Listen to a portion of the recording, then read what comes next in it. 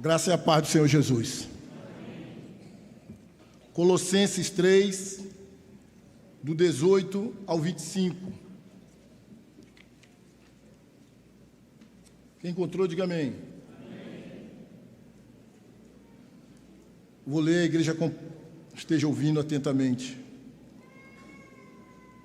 Esposas, sede submissas ao próprio marido, como convém no Senhor. Maridos, amai vossa esposa e não a trateis com amargura. Filhos, em tudo obedecei a vossos pais, pois fazê-lo é grato diante do Senhor. Pais, não irriteis os vossos filhos, para que não fiquem desanimados. Servos, obedecei em tudo ao vosso Senhor segundo a carne, não servindo apenas sob vigilância, visando tão somente agradar homens, mas em singeleza de coração, temendo ao Senhor. Tudo quanto fizerdes, fazei-o de todo o coração, como para o Senhor e não para homens, cientes de que recebereis do Senhor a recompensa da herança. A Cristo, o Senhor, é que estais servindo. Pois aquele que faz injustiça receberá em troco a injustiça feita, e nisto não há acepção de pessoas. Oremos. Pai, queremos agradecer a oportunidade de estarmos aqui na Tua casa, prestando o culto que só ao Senhor é devido. Tua palavra foi lida e que ela seja aplicada pelo Teu Espírito Santo em nosso coração, em nossa vida. Me ajuda na entrega da Tua mensagem, a entregá-la com humildade, com fidelidade, temor e tremor. Ó Senhor, e que assim, pela Tua palavra, os Teus propósitos sejam levados a bom termo na nossa vida, tanto no aspecto individual, quanto no aspecto coletivo. Continua a nos falar, em nome de Jesus. Amém. Queridos, esta carta do apóstolo Paulo, bem como a maioria das outras cartas do apóstolo Paulo, são 13 cartas que ele escreveu, sempre na primeira parte traz aquela questão mais doutrinária, mais teológica. Esta carta, com apenas 4 capítulos, traz nos capítulos iniciais 1 e 2 a respeito da obra e da pessoa do Senhor Jesus Cristo. Podemos afirmar que é a carta mais cristológica, por assim dizer.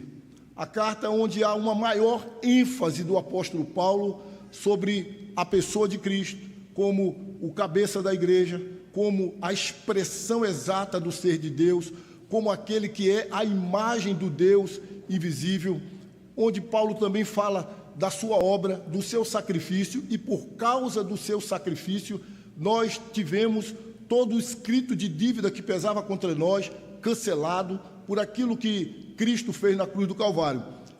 Mais para o capítulo número 2, Paulo ataca as heresias, os hereges, marcados por uma tentativa de introdução do gnosticismo dentro da igreja de Colossos, para trazer uma ideia de que só Cristo não era suficiente para a salvação e você tinha que acrescentar mais alguma coisa, e dentro do contexto, um tipo de sabedoria que era reservado para algumas pessoas. Então, Paulo, ele é sempre muito duro quando se trata de combater a heresia. E esse gnosticismo, então, vai se desdobrando em legalismo, em ascetismo, em sincretismo. Então, Paulo vai doutrinando a igreja, mostrando para a igreja que Cristo é suficiente e só Cristo é suficiente para a nossa salvação. Então, aí fica sintetizado o capítulo 1 e o capítulo 2, trazendo essas questões mais doutrinárias, mais teológicas. E como sempre acontece na carta de Paulo, o que ele fala na primeira parte indica aquilo que nós temos que fazer na prática na segunda parte da carta. Então, assim, começa o capítulo 3, que é o capítulo que tem o texto que nós vamos meditar. Diante disso, o capítulo 3 começa assim: portanto, trazendo uma ideia de que nós podemos olhar para trás, mediante o que Cristo fez, mediante quem Cristo é. Ele diz aqui nessa primeira parte que é a base da vida de santidade, e traz dois imperativos aqui, do 1 ao 4. Busque as coisas do alto, pense nas coisas do alto. Uma vez que Cristo é quem Ele é, a expressão exata do ser de Deus, o cabeça da igreja, uma vez que Cristo morreu por nós, uma vez que Cristo pagou o escrito de dívida que pesava contra nós, uma vez que Deus nos transportou do império das trevas para o reino do Filho do seu amor, Jesus Cristo. Sendo assim, busque as coisas do alto, pense nas coisas do alto, onde Cristo está assentado à direita de Deus. É a base da santidade, do 1 ao 4. Então a gente pensa em Mateus 6,33, quando Jesus Cristo diz: buscai em primeiro lugar o reino de Deus. Então, nós somos cidadãos aqui da terra, somos, mas também somos cidadãos do céu. A nossa pátria é celestial. Vivemos aqui, trabalhamos aqui, comemos, nos divertimos, resolvemos coisas, mas a Bíblia diz que, como filhos de Deus, como pessoas que foram alcançadas pela obra de Cristo, pela pessoa de Cristo, nós temos que pensar nas coisas do alto. Nós temos que buscar as coisas do alto. E veja, irmãos, nós estamos cercados. Nós estamos cercados por muitas distrações que tentam nos impedir de ter esse alvo, de ter esse objetivo, de não só vivermos aqui no nosso dia a dia, o professor, o mecânico, o aluno, o trabalhador, o empresário, a mãe, o pai. Tenta nos impedir de olhar para o alvo maior, que é Cristo, de pensar nas coisas do alto e de buscar as coisas do alto.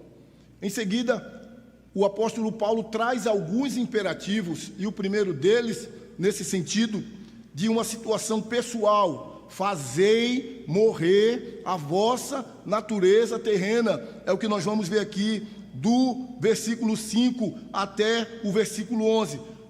Isso diz respeito à nossa vida pessoal, particular. Faça morrer a sua natureza terrena. Lute contra as obras da carne, tipo prostituição, impureza, paixão lasciva, desejo maligno, avareza, que é a idolatria, e por aí vai. A partir do versículo 12 até o versículo 17, o imperativo é para que nós nos relacionemos como irmãos em Cristo. Aqui ele está falando de relacionamento de irmão com irmão em Cristo Jesus, revestidos de bondade, de fidelidade, de mansidão, de domínio próprio. Assim a gente perdoa, assim o amor de Cristo está no nosso coração como um vínculo, a paz de Cristo, o árbitro no nosso coração. Assim a palavra de Deus deve habitar ricamente no nosso coração, e tudo que nós fizermos, devemos fazê-lo em nome do Senhor Jesus. Aí o próximo imperativo se diz respeito às nossas relações familiares. Tanto é que aqui nós temos um cabeçalho escrito: os deveres da família. Portanto, se você está em Cristo, busque as coisas do alto. Pense nas coisas do alto. Se você está em Cristo, faça morrer a sua natureza terrena. Se você está em Cristo, se relacione com seus irmãos, baseado em Cristo, perdoando, suportando, amando, enchendo o coração com a Escritura e aconselhando e instruindo mutuamente com a palavra de Deus. E tudo que você fizer, faça em nome do Senhor Jesus. Portanto, se você está em Cristo, começa aqui os deveres familiares. Ele fala inicialmente para a esposa, depois para o marido, depois para os filhos e depois para os pais. E do 22 ao 25, deveres sociais, como patrão, como empregado, como prestador de serviço. Nós estamos em Cristo, então o nosso serviço, ou até mesmo a nossa postura como patrão, ela deve ser diferenciada. A ideia aqui é: a vida em Cristo, ela requer de nós posturas diferentes, práticas diferentes daqueles que não estão em Cristo. Pode até ser que pessoas que não estão em Cristo tenham práticas parecidas com esta, mas é um dever de quem está em Cristo demonstrar com suas atitudes e com sua vida essas práticas que vão revelar através do seu viver Cristo na sua vida. E desses imperativos, hoje nós vamos meditar no imperativo que está relacionado à nossa vida familiar. Os deveres da família é o nosso tema. E o primeiro versículo diz respeito às ações das esposas, que diz assim: esposas, vamos ler junto, é melhor, tem uma interação, fica mais emocionante. Vamos lá? Esposas,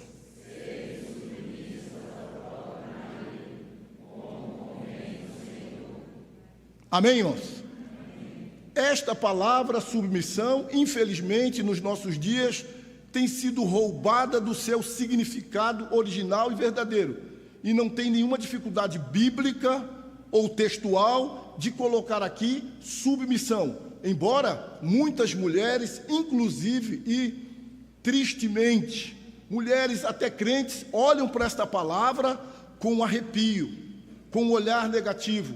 Mas esta palavra aqui, colocada pelo próprio Deus, segundo a sua sabedoria e segundo a sua soberania, dentro de um aspecto de funcionalidade, coloca a mulher dentro da família como aquela que é submissa. Aqui não tem misoginia, aqui não tem discriminação para com a mulher, aqui não tem desvalorização para com a mulher, aqui tem um imperativo do Senhor, sábio e soberano, que sabe que dessa maneira a família vai funcionar melhor. Amém? Diante de Deus, a dignidade do homem e da mulher é igual, o valor do homem e da mulher é igual. A questão aqui é uma questão de funcionalidade. Portanto, não se sinta inferior, não pense que o homem é superior, não pense que a Bíblia é machista, não pense que Paulo é machista. O que está acontecendo aqui é uma determinação do Senhor. Mulher, seja submissa. E o que significa na prática ser submissa? Não é não ter voz, não é não ter vez, não é não ter direito de falar. Pelo contrário, este papel significa que essa mulher que está em Cristo, amém?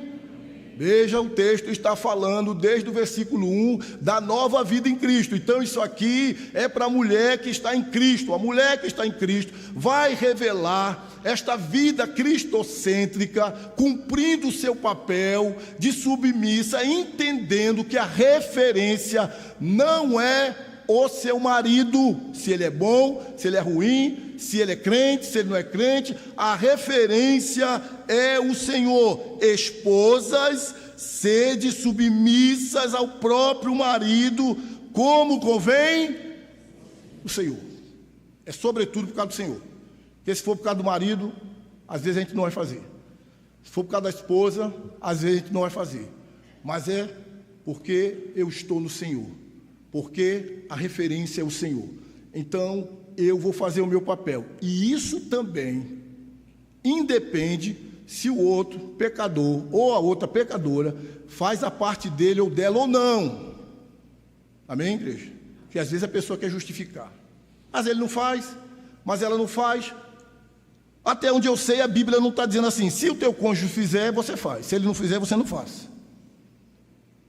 Então é independente. Cada um deve fazer a sua parte.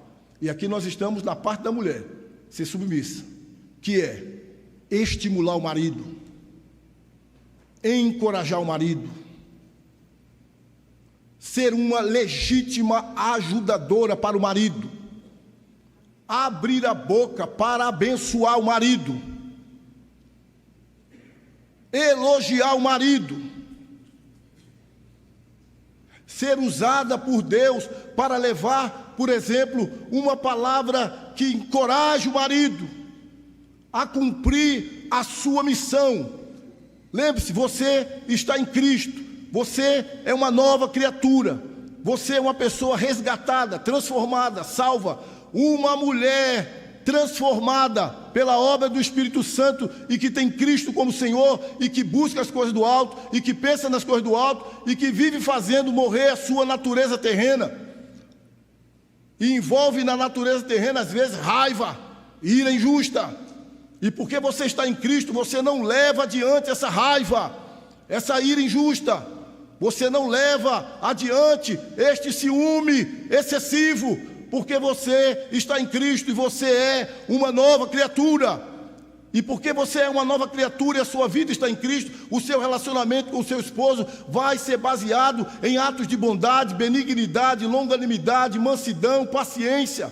Porque você é uma pessoa, à luz do capítulo 3, versículo 13 de Romanos, que suporta o outro, que é suporte para o outro, quanto mais para o seu marido, que é uma pessoa que perdoa, porque você se viu perdoado em Cristo Jesus. Então, a referência é: perdoai, assim como Deus perdoou você no Senhor Jesus Cristo. Se você está em Cristo, então o amor, que é o vínculo que une todas essas virtudes, está no seu coração. Então você, mulher, vai ser uma esposa ajudadora para o seu esposo em amor. Diga amém. Em amor. Mas ele não merece, ninguém merece. Se for por mérito, ninguém recebe nada a não ser o inferno. E o texto de Colossenses que nós estamos inseridos nele, que esta perícope está inserida no capítulo 3, diz no versículo 16: habite ricamente a palavra de Cristo em vosso coração, instruí-vos, aconselhai-vos mutuamente dentro dessa palavra. Você é uma mulher de Deus, submissa, a palavra do Senhor tem que estar no seu coração, para dentro desse relacionamento, você ter uma palavra para o seu marido, de consolo, de ânimo, de estímulo. E no versículo 17, a chave para que a gente tenha êxito: fazei tudo em nome do Senhor. Isso significa dizer que nós só conseguimos fazer a nossa parte, o nosso papel, o nosso dever, se formos capacitados pelo Senhor Jesus Cristo. Não é na força do braço, não é dizer, agora eu vou. Senhor, me ajude a fazer a minha parte como esposa. Senhor, guarda meus lábios para que eu não fale dolosamente com o meu marido, para que eu não fale desrespeitosamente com o meu marido. Senhor, faça com que eu veja no homem imperfeito que é o meu marido, o homem perfeito que é Cristo, e assim eu estarei fazendo com a motivação correta. Eu estou fazendo para Cristo, eu estou fazendo no Senhor. Então, irmãos e irmãs principalmente, este é o imperativo do Senhor para a esposa. E me preocupa muito, vou abrir aqui um parêntese, a nova geração, as moças mais novas, ou já casadas, ou solteiras, que por vezes, pelo que a gente vê e ouve, são muito contaminadas por um tipo de feminismo que anda no mundo, mas a moça diz, não, mas eu sou crente, eu sou de Jesus. Mas quando você olha atitudes e ouve palavras, você vê mais o feminismo do que a Bíblia nas ações dessas mulheres. Lá atrás, 50, 60 anos atrás, havia um outro extremismo. Qual era o extremismo? A mulher, na maioria das vezes, não trabalhava, não tinha renda, então, de uma forma pecaminosa e errada, aguentava abusos, aguentava sofrimento, traição e outras coisas piores, o que era uma coisa terrível e maligna. Só que passam os anos, a mulher é inserida no mercado de trabalho, e isso é positivo, isso é bom, porque as mulheres são capazes, são inteligentes, mas muitas agora, elas vão olhar para o marido de igual para igual e dizer assim, talvez não com palavras, mas lá dentro, eu não preciso dele. A hora que eu me abusar e que ele me fizer uma raiva, eu... Essa é uma das razões do aumento do divórcio no meio de muitos casais, inclusive cristãos. Porque muitas mulheres estão pensando assim, que a sua condição financeira, que por vezes acontece, é maior do que a do esposo, tira dele a liderança e o ser cabeça e passa para a mulher. Não é de jeito nenhum. A mulher pode ganhar quanto for, R$1 milhão, e o marido ganhar um salário mínimo. O cabeça, segundo a Bíblia, é o marido. Diga amém. Então, às vezes, condição profissional e financeira tem trazido para dentro do lar essa confusão. E segundo a Bíblia, entenda o que eu vou dizer, mulher de calça é problema. Está entendendo o que eu estou dizendo, sim ou não? Não é, eu estou falando de peça de roupa, não. Quando os papéis se invertem, a casa começa a desmoronar, a coisa começa a cair. Então nós precisamos, como aquelas mulheres que estão em Cristo, entender o nosso papel e cumprir diante de Deus o nosso papel, independente de cultura, de status financeiro, profissional. Há uma posição em que Deus me coloca para cumprir o meu papel. E a posição bíblica da mulher é ser submissa, o que não tira dela voz, o que não tira dela vez, o que não faz dela menor do que o homem, menos digna, porque diante de Deus, eu já falei e repito, a dignidade do homem e da mulher tem o mesmo valor. A questão aqui é só funcionalidade, para que a coisa funcione bem. Deus viu, na sua soberania e sabedoria, que a mulher vai ser melhor assim. A mulher vai funcionar melhor assim. E quando isso muda, muitos problemas começam a acontecer dentro do lar. Então vamos entender, diante do Senhor, qual o nosso dever. E as moças mais novas, cuidado para não serem cooptadas por esse pensamento maligno, mundano, feminista. Às vezes você está dentro da igreja, mas está compartilhando. Quer ver? Eu vou dizer aqui, você vai dizer, eu penso isso. Deus me livre de depender de homem. Não vou pedir para levantar a mão, porque vai ser constrangedor, né? Mas muitas falam dentro de si, ou às vezes até mães instruem, nunca dependa de homem. Que homem miserável? É seu marido. E a Bíblia diz que você tem que ser submissa, não é o homem. Você é submissa a quem? Seu marido. Não é que o ser feminino é submissa ao ser masculino. Esposa, seja submissa ao seu marido. Aí essas mentiras do diabo vai entrando e a pessoa, Deus me livre de depender de homem. Aí entra o quê? Um espírito de competição dentro de casa. Quando a prática bíblica não é de competição, é de complementariedade, um complementa o outro. Aí tem que ter humildade e aí tem que ter dependência de Cristo para construir um lar que não seja apenas um ambiente de fachada, mas que seja um lar onde haja alegria, prazer. E olha, nós precisamos ser intencionais nas nossas ações para fazer dar certo o nosso casamento, para que Deus abençoe o nosso lar. Nós temos que ser intencionais, a mulher, o homem, os pais, os filhos, porque se você não é, saiba de uma coisa, Satanás é. Satanás é intencional para destruir. Aí o que a gente ouve muito? Satanás está furioso com as famílias. Satanás está se levantando contra as famílias. Satanás, irmãos, ele é furioso contra tudo e contra todos. Mas acontece que tem muita gente que está ajudando Satanás na sua casa. Tem muitas mulheres, muitos homens, muitos filhos, muitos pais, que em não fazer a sua parte, biblicamente, estão ajudando Satanás, e eu tenho até certeza que algumas vezes Satanás diz assim, isso aí não foi eu não, isso aí foi ela mesma. Isso aí não foi eu não, isso aí foi ele mesmo. Porque é muito fácil a gente jogar a culpa para Satanás e deixar de fazer a nossa parte. Então, humildemente, com temor e tremor, quero dizer para as amadas mulheres aqui, que o seu papel no casamento é de ser uma mulher submissa, ajudadora, idônea, companheira, que estimula, que encoraja, que coloca o homem para frente, que ora com ele, que ora por ele, que abra a boca para dizer coisas abençoadoras. A Bíblia nos proíbe as mulheres de serem mulheres rixosas, aquelas mulheres lá de Provérbios 18. Ele diz que a mulher rixosa é pior do que uma goteira. Todo mundo aqui já teve experiência com goteira.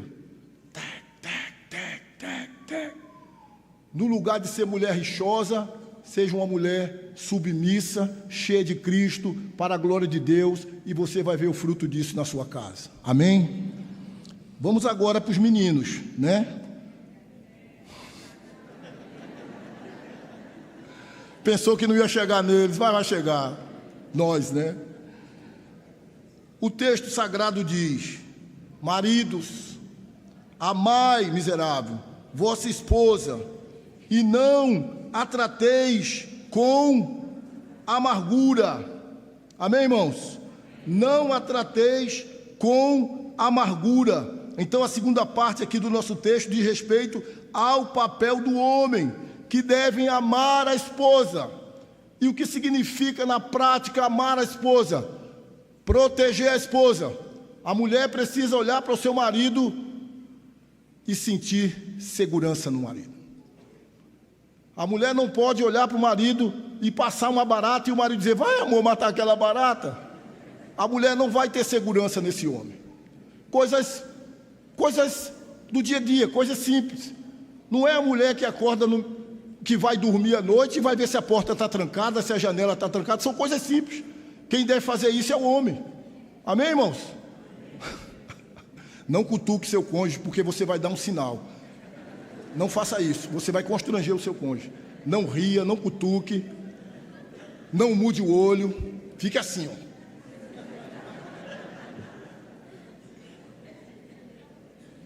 Então, amar a mulher envolve proteção, provisão, cuidado, pastoreio, ensino, dedicação, envolve doar-se, envolve dar a vida. Porque o texto paralelo lá em Efésios 5 diz: marido, amai vossa mulher, como Cristo amou o quê? A igreja. Como foi que Cristo amou a igreja? Dando a vida por ela. E não importa se a sua mulher é mais difícil ou menos difícil, porque nós como igreja somos difíceis, temos defeitos, erramos, falhamos, e nem por isso Cristo nos pisa, nem por isso Cristo nos humilha, nos despreza, como na figura de Cristo noivo e igreja noiva. Apesar das nossas falhas, Ele cuida de nós, Ele corrige quando precisa, mas Ele ama, Ele ensina o caminho. Então esta é a figura do marido dentro do casamento. O marido, ele lidera, o marido é quem puxa, o marido é quem protege a sua esposa emocionalmente, espiritualmente, fisicamente. Isso é o amar. Envolve também declaração de amor verbal, envolve. Você, marido, que tem dificuldade de dizer para sua esposa que você a ama, porque você não foi criado num lar com essa linguagem, mas você agora está você é uma nova, então treine, eu te amo, porque às vezes o cara ama mesmo, ele é bom, ele cuida, ele provê, ele protege, mas ele não tem o hábito de abrir a boca e dizer. É importante. Quem ama tem tempo para quem ama. Quem ama diz que ama. Quem ama protege quem ama. Quem ama quer estar com quem ama. Eu amo, mas não tenho tempo para ficar perto. Eu amo, mas não digo que amo. Eu amo, mas não demonstro preocupação. Então tem alguma coisa errada aí. Então esse amor que Paulo está trazendo aqui, inspirado pelo Espírito Santo, implica em cuidado, em uma liderança servil.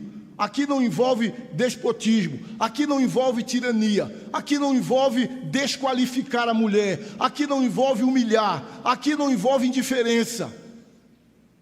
Onde é que está colocado tudo isso? Desqualificar, maltratar, humilhar, ser indiferente. Na última parte do versículo, quando ele diz: não a trateis com amargura. Não pode tratar a esposa com amargura. Não pode ser, desculpe as palavras, eu não estou achando outra, estúpido, grosseiro.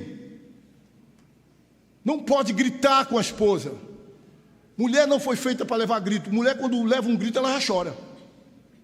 E quando você grita com outro homem, vai para o fight. Homem foi feito para levar grito. Mulher não foi feita para levar grito. Quando você bate na mesa, você bate na parede, você está transmitindo uma mensagem. Então, como homens que estão em Cristo, nós temos que entender o que está escrito, por exemplo, lá em Colossenses 3,12. Se revista de ternos afetos, de bondade, humildade, mansidão, misericórdia, longanimidade, paciência. Ou seja, seja paciente com a sua esposa, seja longânimo, seja bondoso, seja benigno. Você está em Cristo, você se revestiu do novo homem, o novo homem que é o segundo Adão, Cristo Jesus. Você morreu, o primeiro Adão não faz mais parte da sua vida. Agora a obra de Cristo te alcançou, e o que prevalece na sua vida é a obra do segundo Adão. Você está revestido de Cristo. Então, ame a sua esposa e não a trate com amargura. Amém? Agora pense num lar onde a mulher tem um marido que cuida, que zela, que protege, que provê, que a mulher sente segurança. Essa mulher vai ter dificuldade de ser submissa a esse homem, sim ou não? Não. Ela vai ser submissa com prazer. Amém? E como diz lá em Provérbios 31, ela vai fazer de tudo e de noite a sua lâmpada ainda estará acesa. Diga glória a Deus, miserável. Agora, se você maltrata, não adianta esperar nada de noite. Tem que ajeitar. Só os adultos entendem isso. Então, irmãos, se o homem faz a sua parte, como um homem que está em Cristo, se a mulher faz a sua parte, como uma mulher que está em Cristo, quem ganha com isso? A família, os filhos. Deus é honrado. As pessoas olham e sentem na sua casa o perfume de Cristo. Não tem ninguém gritando, não tem ninguém colocando o dedo em rixa. Tem dificuldades? Tem, toda a família tem. Mas não é com gritaria, não é com desrespeito, é com conversa, é com ajuste, é com correção, é com humildade. Eu errei, me perdoe. Eu passei do ponto, me perdoe. Eu fiz assim, me perdoe. Então esta é a morada cristã, ou pelo menos deve ser esta a morada cristã. E eu sempre, quando falo de família, eu digo assim: nossa casa tem que ser de tal maneira que um anjo desça do céu, chegue na nossa casa e não sinta a diferença entre o ambiente da nossa casa e o ambiente do céu. Mas para que isso aconteça, tem que ter intencionalidade, humildade, disposição. Ninguém é feliz, não existe lar feliz automaticamente, irmãos. Tem que buscar o Senhor, conforme o versículo 17: tudo que fizerdes, seja em palavra, seja em ação, fazei em nome do Senhor, capacitado pelo Senhor. Nós somos difíceis, nós somos pessoas difíceis, então tem que ter humildade no nosso coração e disposição para perdoar 1000 vezes por dia. Talvez não exista outro lugar que a gente precise exercer mais o perdão do que em casa, porque em casa as pessoas se sentem mais à vontade para dizer desaforo. Em casa as pessoas se sentem mais à vontade para ser mais hostis. Na rua, com um estranho ou com uma estranha, por favor, dê licença, obrigado, desculpe. E em casa é os gritos. Não sabe dizer obrigado, acha que é obrigação do outro fazer isso ou aquilo, não traz uma palavra de elogio. Eu estou falando aqui para ambos, mulher e homem. Então a gente tem que ter intencionalidade. Vou fazer minha parte. Sou mulher de Deus em Cristo, vou fazer minha parte. Sou homem de Deus em Cristo, vou fazer a minha parte. E quando falhar, quando tropeçar, joelho e diz: Senhor, me perdoe, fui grosso com minha esposa, carne da minha carne. Nós somos uma carne só, eu fui grosso com ela. Senhor, perdoe, fui grosso com meu marido. Nós somos uma carne, fui grossa com meu marido, somos uma carne só. Eu falei meio atravessado, deixei a ira prevalecer, a autojustiça prevalecer. Me perdoa, Senhor, e vai. Porque senão, irmãos, infelizmente, vamos contabilizar mais divórcios. Porque ninguém aguenta viver tanto tempo num ambiente de hostilidade. Ninguém aguenta viver tanto tempo num ambiente de desrespeito, de falta de intimidade. E aí a pessoa fica, ou o homem, ou a mulher, ou ambos, maquinando. Eu vou separar. Eu não vejo a hora de separar. E quem está ouvindo do lado? Quem? A serpente. Vibrando, vibrando. Eu não aguento mais. Eu não aguento mais, eu vou separar. E eu e você sabemos quão danoso é o divórcio. Quão danoso é o divórcio. O divórcio está se tornando comum, mas o repúdio do Senhor pelo divórcio continua o mesmo. Eu, o Senhor, odeio o divórcio. Obviamente que existem circunstâncias que não dá, mas o Senhor continua odiando o divórcio. Então, primeiro, a mulher submissa. Segundo, o marido ama e o marido não trata com amargura. Amém? Até aqui? Amém. Vamos lá. Então agora o texto se refere aos filhos. Filhos, em tudo obedecei a vossos pais. Lê, irmãos. Pois fazê-lo é grato diante do Senhor. A obediência dos filhos aos pais é imperativo. Tem que obedecer. A obediência dos filhos aos pais é uma demonstração da autoridade de Deus que é delegada para os pais. A desobediência dos filhos aos pais é como pecado de feitiçaria. Pois a Bíblia diz que a rebelião é como pecado de feitiçaria. Veja a gravidade que é a desobediência aos pais. Veja quantos filhos, inclusive nós mais velhos, mais maduros, contabilizaram prejuízos na vida porque foram desobedientes aos pais. E eu quero pedir licença a vocês para fazer uma leitura aqui a respeito desta realidade do problema da desobediência e da bênção da obediência. Diz assim: a obediência dos filhos aos pais é uma ordem de Deus. A autoridade dos pais é uma autoridade delegada por Deus. Presta atenção, principalmente os mais jovens. Por isso, rejeitar a autoridade deles é rejeitar a autoridade de Deus. A rebeldia ou desobediência aos pais é um pecado grave e traz consequências muito graves para os infratores. É como o pecado de feitiçaria. Os filhos que não aprendem a obedecer aos pais, presta atenção nisso, não obedecerão a nenhuma outra autoridade.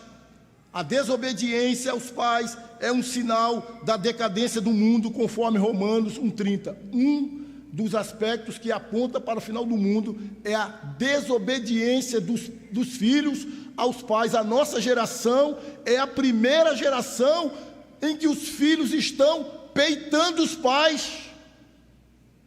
E que muitos pais, eu ia dizer alguns, mas muitos pais estão cedendo aos filhos, temendo aos filhos, estão obedecendo aos filhos, estão com medo de confrontar os filhos, filhos que levantam o dedo em risco para os pais, filhos que dizem eu vou e não adianta o senhor dizer que eu não vou, ou a senhora dizer que eu não vou, porque aqui, lá no texto original, quando está dizendo obediência aos pais, é os pais, pai e mãe, envolve os dois.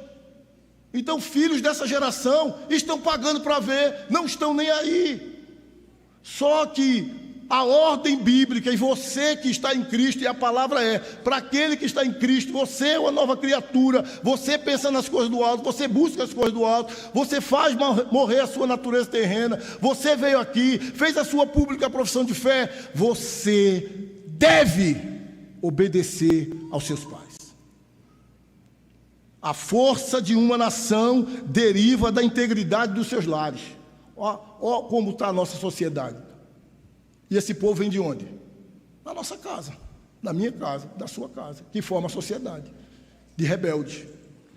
O comentarista Warren Wiersbe está correto quando diz que o filho que não aprende a obedecer aos pais dificilmente se sujeitará a alguma autoridade quando adulto. Afrontará os professores, a polícia, os patrões e qualquer pessoa que tente exercer autoridade sobre ele. O colapso da autoridade em nossa sociedade reflete o colapso da autoridade no lar. Presta atenção, filhos. A obediência dos filhos aos pais, ela abrange todos os aspectos. A obediência dos filhos aos pais deve ser integral, alegre e voluntária. Obediência parcial pouco difere de desobediência. E desobediência é rebeldia. Os filhos precisam obedecer, aspas, em tudo. Por que aspas? Porque só está autorizado desobedecer naquilo que diz respeito a quebrar mandamentos do Senhor, que a autoridade do Senhor é maior do que a dos pais. Mas fora isso, os filhos precisam obedecer em tudo aos pais, e não apenas naquilo que lhes dá prazer. Muitos filhos seriam poupados de dores, lágrimas e perdas irrecuperáveis se tivessem obedecido aos seus pais. Tipo, não case com essa pessoa. Eu vou casar. A vida é minha. Não vou nem pedir para levantar a mão, que já quebrou a cara com isso. Mas Deus é misericordioso e muitas vezes resolve lá na frente. Mas o preço é caro. Não namore com fulano, não ande com ciclano. Eu vou andar, é meu amigo, é minha amiga. Depois está preso. Depois está viciado. Porque com um amiguinho, com uma amiguinha, aprendeu. Não obedeceu a mãe, não obedeceu o pai. O preço é caro. Muitos filhos seriam poupados de dores, lágrimas e perdas irrecuperáveis se tivessem obedecido a seus pais. A obediência prepara a estrada da felicidade. O que é que prepara a estrada da felicidade? A obediência. Filhos obedientes vão ser honrados por Deus. Filhos obedientes, passe o tempo que passar, serão abençoados por Deus. Mesmo que um ou outro zombe de você, porque sua mãe proibiu de você ir, você não foi, seu pai falou para você não ir, você não foi, todo mundo foi, você ficou triste, você queria ter ido, mas você preferiu obedecer, Deus vai honrar você. Continua, dizendo, a obediência dos filhos aos pais é agradável a Deus. A obediência é agradável diante de Deus, visto que Ele mesmo já estabeleceu uma recompensa para essa obediência. Vida bem-sucedida e longa sobre a terra. A relação de um filho não pode estar bem com Deus se estiver truncada com os pais. Nós precisamos ter uma relação boa com os nossos pais para também ter uma relação boa com Deus. Imagine você rebelde, desobediente, raiva do pai, raiva da mãe, e com Deus? Com Deus está tudo certo. Impossível. Por último, e terminando, o filho não deve obedecer apenas quando tem vontade ou quando concorda com a decisão dos pais. Ele deve obedecer por princípio, sabendo que Deus honrará sua decisão de obedecer. Amém? Só explicar por que eu li isso aqui. Porque depois do sermão já pronto, agora à tarde, eu fui dar uma olhada num comentário, vi esse comentário, não dava mais tempo para que eu... Aí eu disse, eu vou levar e vou ler literalmente, porque eu achei muito importante. Porque muitos filhos estão se perdendo, dentro da igreja às vezes. Dentro da igreja às vezes. E às vezes é a rebeldia do filho e às vezes negligência dos pais. Agora o último ponto, de respeito aos pais. Pais, não irriteis os vossos filhos, para que não fiquem desanimados. E como o pai irrita o filho? Primeira coisa que eu quero dizer, quando a sua vida revela uma esquizofrenia. O que é isso, pastor? Quando os pais tem um comportamento, por exemplo, dentro da igreja, de santidade, de crente até as últimas consequências. Mas quando esse pai está em outro ambiente, ele é outra pessoa, e isso cria uma crise no coração ou na mente do filho.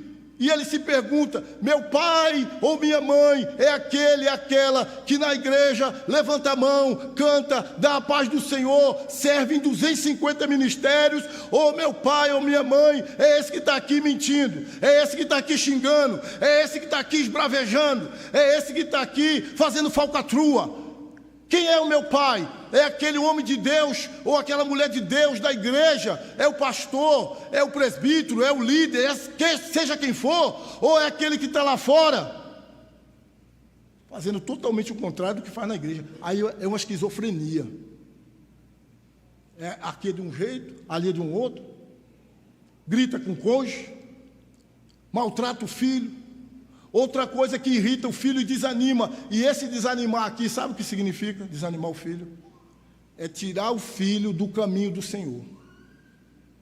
É o filho ver essa incongruência de postura, de comportamento, e ele é uma criança de 5 anos, de 10, de 7, de 11, de 12, e ele vem, porque você bota ele no carro e traz. Deixa ele fazer 18. Ou deixa ela fazer 18, para você ver se ele, sabe o que ele vai dizer? Na igreja só tem gente hipócrita. E sabe qual é a referência dele? O pai ou a mãe. Porque ele cresceu vendo uma performance em um lugar e outra performance em outro lugar. E você pensa que criança pega tudo, meu amigo. Pega tudo, ele sabe quando marido e mulher estão brigados, estão com raiva. E ele vai ficando triste, vai ficando desanimado. Quando grita, quando fala, quando bate na mesa, criança pega tudo. Você que pensa, quem é bichinho, não sabe de nada, sabe de tudo, e aquilo ali vai fervilhando dentro. Aí está dizendo: pais, não irriteis os vossos filhos. Aqui o pai é o pai homem. A palavra do texto original aqui é o pai homem, porque o pai homem é o responsável do ensino, da doutrina, da exortação. E essa cultura maligna, principalmente no Brasil, joga tudo nas costas da mãe. E a gente, homem, acha que só trazer a comida para casa já fez mais. Biblicamente, para quem está em Cristo, a educação, a exortação, a correção, a doutrina é com o pai, homem. E outra coisa, meus irmãos, trazer para a igreja não significa muita coisa, não. Porque tem gente que traz para a igreja no domingo e durante a semana, nada. Não chama o filho para ler a Bíblia. Sabe quem tem que discipular seu filho, sua filha? Você, prioritariamente, o marido. Você tem que discipular o seu filho. Não é a igreja, não é a escola, não é o Estado. A responsabilidade do cuidado, da educação, da correção, é o pai.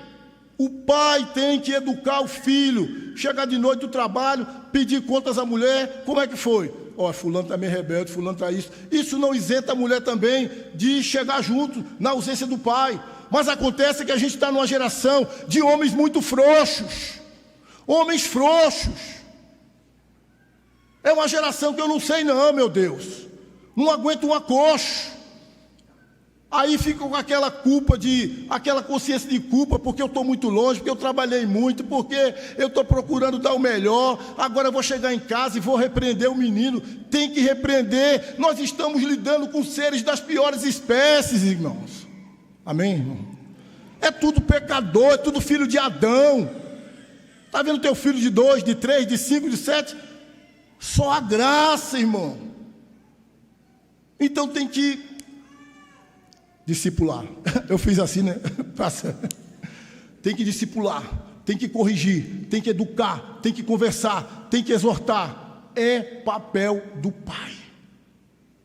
Pais, não irriteis os vossos filhos, para que não fiquem desanimados. Quantos filhos desanimados? Quantos filhos desanimados? Às vezes é um tratamento injusto, porque eu estou guardando, viu? Eu estou guardando o que você está fazendo. Quando eu lhe pegar, viu? Não é para guardar nada, miserável. Errou, corrige. Errou, corrige. Você vai juntando, aí o que você faz? Fica com raiva, xinga, espanca, maltrata. E a Bíblia não fala isso. É para você corrigir aos poucos. Não é para negócio de ir juntando, é para corrigir. Quando o pai é injusto, quando o pai compara filho com filho, por que tu não é igual ao teu irmão? Por que tu não faz assim igual ao teu irmão? Isso vai desanimando o outro. Isso vai entristecendo o outro. Quando a medida do pai, ela é maior do que o que seria correto, desanima. Então são elementos que a gente não presta atenção e porque vai desviando do caminho de Cristo, vai desviando da doutrina de Cristo, a gente vai abrindo mão. Quando olha, a casa está assim. Aí diz, mas esse povo não é da igreja, mas esse menino não foi criado na igreja, mas essa mulher não é da igreja, mas esse homem não é da igreja. Ser da igreja é uma coisa, praticar a palavra de Cristo é outra. Que Deus tenha misericórdia de nós, como mulher, como marido, como filhos e como pais.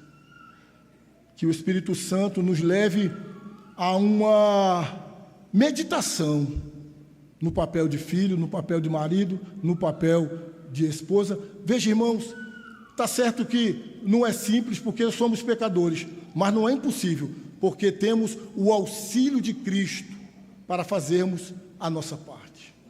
Não fique só dizendo o diabo está atacando a família, o diabo está irado com a família. Vamos pensar na nossa parte, porque do diabo Deus vai cuidar.